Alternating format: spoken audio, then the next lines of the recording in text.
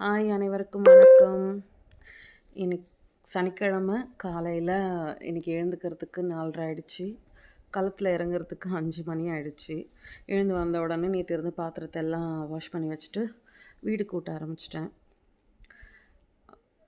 என்னோடய சேனலை சப்ஸ்கிரைப் பண்ண அனைவருக்கும் ரொம்ப நன்றி. அந்த பெல் ஐக்கானையும் கொஞ்சம் கிளிக் பண்ணிட்டிங்கன்னா என்னோடய வீடியோஸ் கண்டினியூஸாக உங்களுக்கு கிடைக்கும்.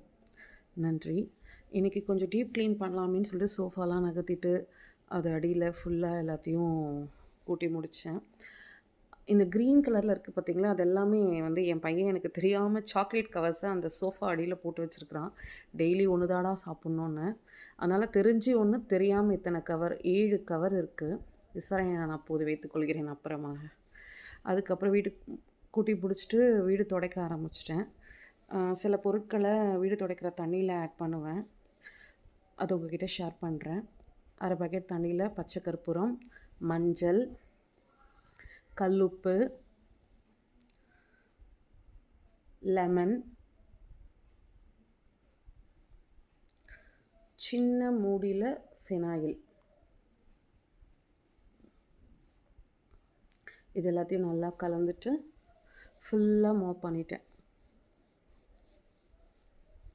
வீடு நம்ம வெளியில் போய்ட்டு உள்ளே வந்தாலே இதோட வாசனை நல்லா இருக்கும். ஒரு 2 டேஸ்க்கு நல்லா பளிச்சுட்டு இருக்கும் வீடு. ட்ரை பண்ணி பாருங்கள். அப்புறம் குளிச்சுட்டு வந்து சாம்பிராணி புகைலாம் ஃபுல்லாக போட்டுட்டு விளக்கேற்றி பூஜை பண்ணி முடிச்சிட்டேன்.